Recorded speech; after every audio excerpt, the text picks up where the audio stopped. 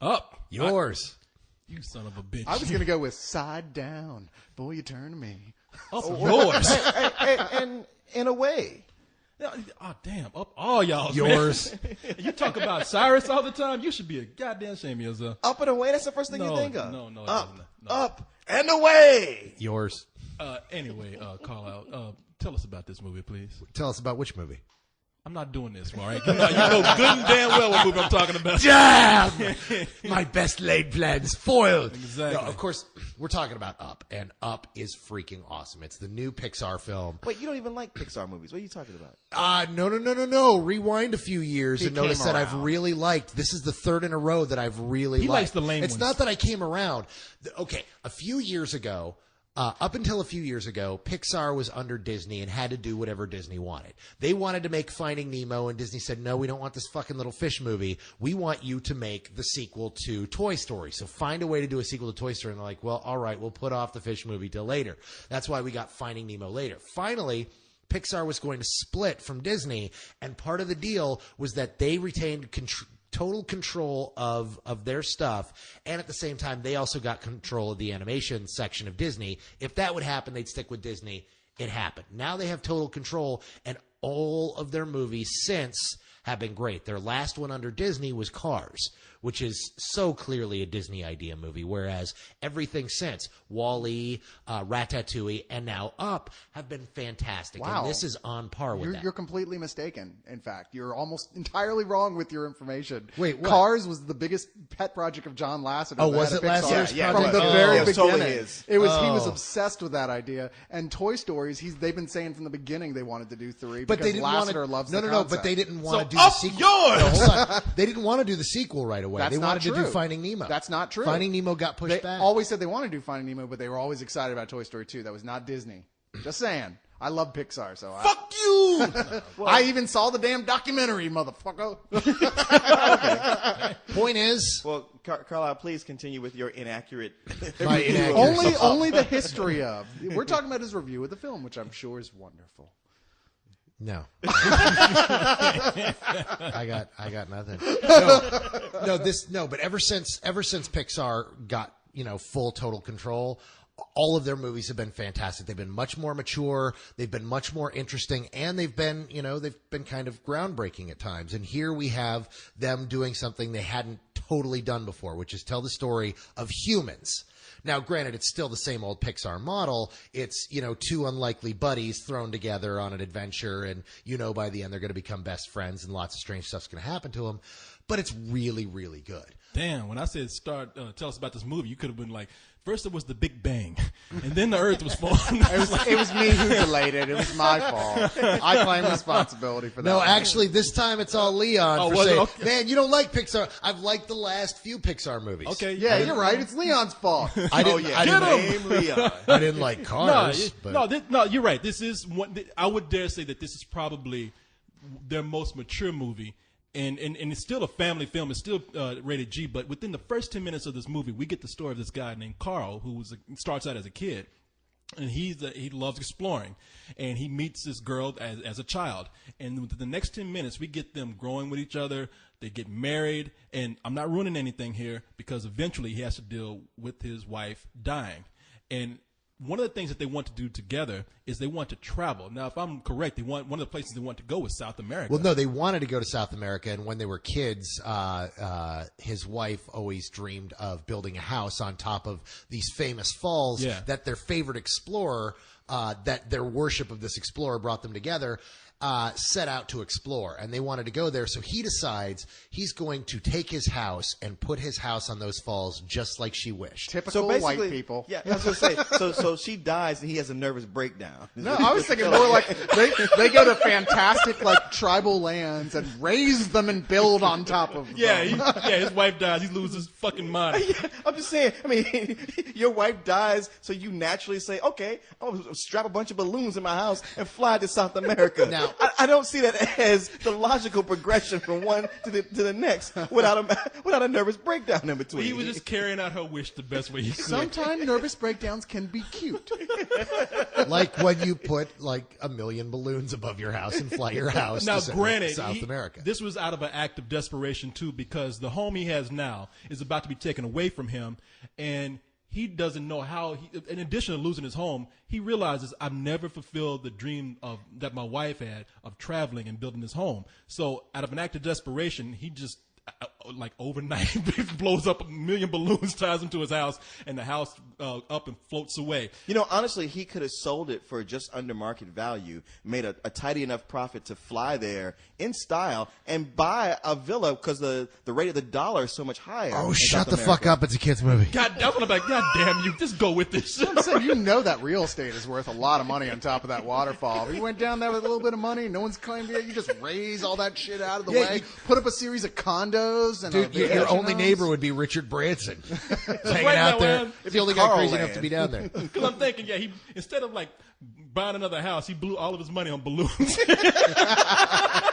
The bank comes by for their mortgage payment, and they're like, we're looking at like 3 mortgage payments just in balloons right now. Yeah, you fucking fool. Put his ass in a nut house. Hey, that's what we call a balloon payment. Oh, I'm sorry. I got it out. That's kind of funny. it is kind of funny, to be honest. Okay, so the thing is we talked about this like 5-6 months ago when I saw 45 minutes of this at Putnamathon. The second 45 minutes are even better than the first half. Like the jokes, the movie gets funnier. Normally these jokes start running out and they just kind of finish off the plot. Here, we're introduced to a whole new character and a whole new series of characters that we haven't really gotten to know. In the second half of the film is so goddamn funny. Everything with the dogs in this movie. The dogs make this movie. Well, let's explain about that. This is the beauty of this film. It starts out kind of as a clear-cut, kind of realistic story of a guy losing his home, losing his wife, and wanting to do before he ends up dying. And once those balloons go up in the air, it gets crazier. He ends up with a stowaway, a little young Cub Scout. And of course, being a Pixar film, they have to have a character for kids to So he identify doesn't with. rape the Cub Scout? No, man. No, he does not. Even though He wasn't like a former priest or nothing. Or a scoutmaster. All right. Jesus Nobody- Christ! checking. What kind of movies do you watch, I know. motherfucker? I don't know. Jesus. That's what I got from the trailer. I thought that was what yeah, it was they're in a about. house, and the old guy's like, "No one can hear you now." Well, kid, this just ain't your day, is No, but it? when they finally land in South America, they run into these dogs that have these collars that have been designed to translate their barks. Well, that's the thing about this movie. Is like they end up getting stranded because the balloons pop. They end up being they land somewhere in South America where they have no idea where they are. At this point, They know exactly where they are. They're almost to the falls, and they have to walk their house across this plateau to get to the falls. Wait, But an when I old s- man and a kid have to walk their house across He said all the balloons pop, and they don't. It's still floating, but it's floating very low above the ground, and they're dragging the house. But when I say they don't know where they are, it's it is a weird exotic land. They don't know anything about it, and it's at this point that you start to meet crazy characters that, when you describe it, it sounds like it's nuts, but it works somehow. They first run into this exotic bird with this personality of its own that begins to like follow the little kid around, and then out of the blue comes this dog with and you think you hear a person at first talking, and you think it's the owner. It's the collar on the dog talking, and this dog, whatever he's thinking, is translated through the collar. Now, at this point, I didn't see any more. I saw 45 minutes of the movie, but I can tell you, when he was describing it to me, I said, "This sounds fucking nuts, and there's no way all this could work together." Is there a Son of Sam joke at some point? That's You all. know what? I was No. somebody was bound to make that. The beauty of this is that what you're talking about is Doug the dog, and Doug Yeah. the dog is the main dog character, and there's a whole mess of other dogs. There's a whole huge pack of all these dogs that have collars. Wait, South America. This sounds like some Nazi experiment. No, not exactly. You're just going with the darkest possible. No. version Except of the these thing events. is, this time he's actually kind of close. The thing is there's this character that comes in later in the film that is an explorer from that era. And the thing is everything, he flies around in a blimp, like an old school, like Ooh, Reese Ifans. You remember that movie where he strapped those balloons to his lawn chair? Danny Deck chair. Danny Deck chair. Is it Danny Degcher? No, it's not. But so Doug the dog is actually, he turns out to be the most memorable, lovable character in this movie. He's definitely the most quotable. This is me and some friends who saw this film a month ago. We've been quoting it to each other ever since, and everyone else around us is like, "What's so funny?" It's like, you'll get it soon enough. Yeah. This character is really adorable, and this is where all the humor really starts to come out, and everything with the dogs is just gut-bustingly hilarious. This is fall out of your seat funny. Yeah, because there's not just Doug the dog. There's they have a whole pack of dogs, and it turns out that Doug, I think, is probably the dumbest one. That all the other dogs are like, this dumbass right here. But the others, they are serious about their job, very loyal to this explorer Charles Muntz, and the leader of the dog, they got a really great gag with this. This dog is Alpha. Alpha. He's the meanest, baddest dog, but his collar is broken, and he talks in a squeaky voice. And so every time he talks, all the other dogs are like, faggot. And he's like, hey. They don't actually say that, but yeah, it's that kind of a Yeah. But what we're trying to say here, I mean, we're throwing things out there because it is a movie that is hard to describe because there are so many elements that upon first appearance or description sound like they would not work together at all. But I have to say, the two guys that directed this, Bob Peterson and Pete Docter, are those guys? I forget the names of the directors. It was almost like they came up with an idea and they said, this is something that only we know is going to work. And if you give us a chance, we promise you that it will. And it does, at least from what I've seen. It sounds like what happened with Wall-E, where all the studio heads were like, "That's insane. No one will." I mean, that's the movie that Pixar wanted to do from the beginning and weren't allowed to by Disney. And sure enough, look what happened. I mean, people went, "This is not just a good animated film; it's genius." And Up honestly looked to me when I saw the trailer, other than be a story about child rape, it looked like one of those really inventive, like Pixar experimental films that they've been wanting to do for a while. Well, what the director was talking about, he was at the screening we were at. He was asked how Pixar manages to make all these great films and have such great quality. And he said, really, honestly, the reason is we spend so much time on it. They don't start out good. They start out like every other movie. Yeah. But we literally take it around. And whenever we have a problem, we just kind of call a meeting, and we have all the brainiacs at Pixar sitting in a room bouncing off stuff, trying to find where the funny is and trying to find where the story is. And everybody has input because we have to make sure it's 100% before anybody starts coding at all. And it shows because everything is so refined. There is no throwaway moments in any Pixar films. Every moment is perfect and earned and deserved, and that's exactly what you have here. It's almost like you got to thank Pixar for not being someone who is more doesn't want to take a risk or conservative, because this story, I can guarantee you, had it been pitched to anybody else, they'd be like, no, too risky. Doesn't make any sense. Nobody will buy the talking dogs. No, yeah, exactly. And nobody will even take, even further, nobody will take the first 10 minutes of the story of an old man. Kids cannot relate to an old man. No one's going to want to see an old man and watch his wife die and then go off on an adventure. No, that is like the most heartbreaking thing that you will see at the beginning of a movie in a long time. And thank God from that point on, the movie just it gets more whimsical. Well, It has nowhere to go but I didn't. Yours. No, but the thing worked about hard this on film is that the thing that makes you fall in love with it. I mean, you enjoy it, but what makes you really fall in love is it's got that same kind of mature thematic content that we saw in The Incredibles. Yeah. Where, in The Incredibles is all about a midlife crisis. Exactly. The entire movie's about that. This is all about coming to the end of your life and thinking that you've accomplished nothing, and that fear that you've not actually done anything, and starting to kind of come to the realization that, you know what, I did lead a really good life and I had my own adventure, and that life is an adventure, and that you don't have to actually go into the jungle to get it. No, have you been reading my diary? No, Well, I read the part about the midlife crisis and wanting to put on spandex, Yeah, but that's like 40 years ago, though, right? Oh, and I read the part about the talking dog. Kill the spill crew, all of them. wrong diary, asshole. Oh, No, that's over here. I was gonna say, that's yeah, I'm Full yeah. price. I don't want you guys to die. I need to get paid, son. Yeah, no, it's it's funny that dog talks to that old man. Kill the kid, throw him out, throw him out the house. No, it really is one of those situations where no one's saying this isn't marketable towards kids. It's like, you know what, we got enough stuff in here that kids will like. We have a little kid, we have these talking dogs.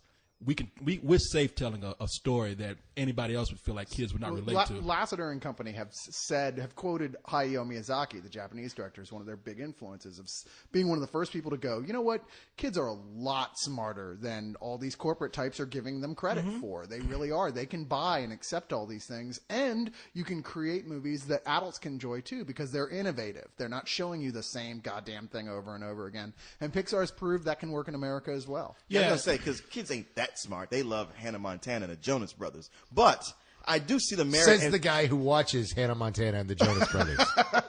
Name all 3 Jonas Brothers.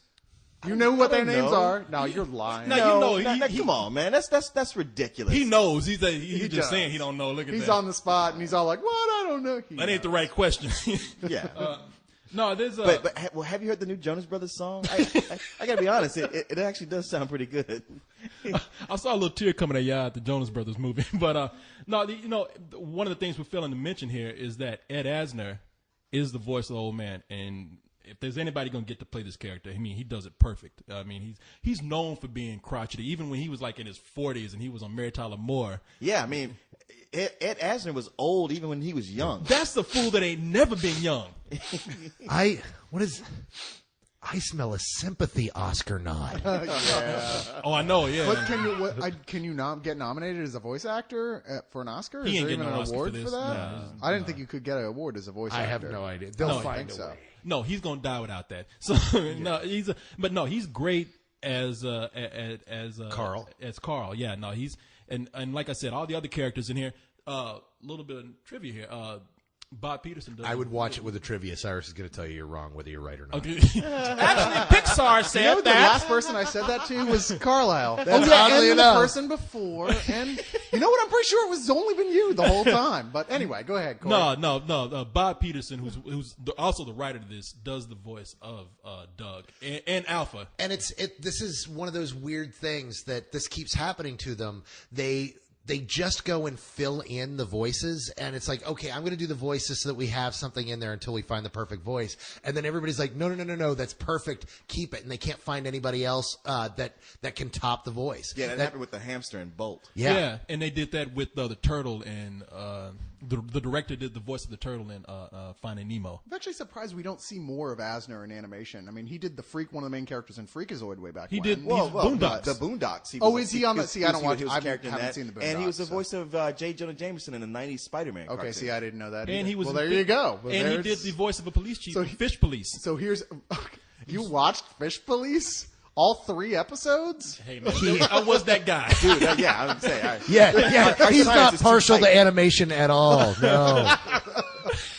You know what? I'm embarrassed that I remember Fish Police. I didn't actually watch it though. Yeah, you did. Quit fucking lying. No, I You saw watched the- it just like he knows the Jonas I Brothers. saw the commercials during The Simpsons. That was it. fucking lying.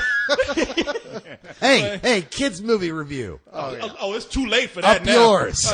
We start out with Up Yours and Child Rape from an old man. We ain't got nowhere to go but up with Yours. Hey, you stole my joke. Well, somebody had to make it funny. But anyway. And who's that gonna be? God damn it! Now I have to tell the joke. But anyway, from what I've seen, again, I'm not hiding here. I only saw 45 minutes, but it was completed 45 minutes. So were you texting in the last Man, 45 fuck minutes? you! I was not. Or They asleep? cut the movie off. I think.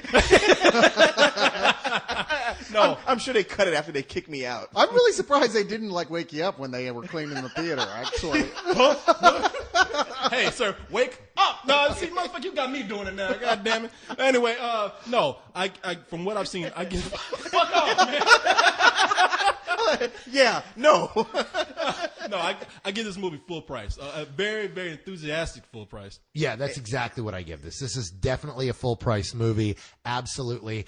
It's not as important or, imaginative and inventive as WALL-E was.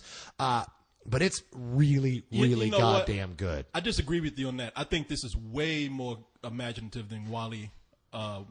That's just me, though. It didn't take me to a place that I've really never been before. It feels very much, WALL-E didn't fit with the Pixar formula of let's throw 2 unlikely buddies together and send them off on an adventure. Except Wally and Eve. Except that wasn't.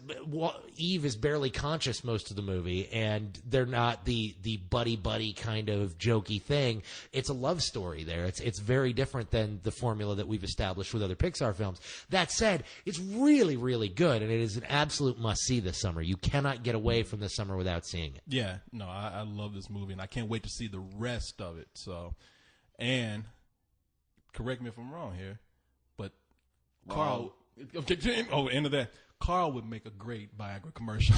I mean, it's perfect. It's like fucking Up. I mean, come on. It's like Whoa. I mean, what? You jumped on us about the child rape jokes, but now you're talking about him taking Viagra. He's not raping anybody. With a Cub Scout in his house. No, Come on, I man. know. He looks at an old woman bending over and balloons come out his crotch and he goes up in the air and it's like, hey, get up with Viagra. You don't see this shit? Come on. I'm a visionary here. What the All I fuck can is say up? is like I haven't even been able to look at the Got Milk ad since like 3 years ago when Corey made a really inappropriate joke. So I do It's not in like the first bone time. of shame.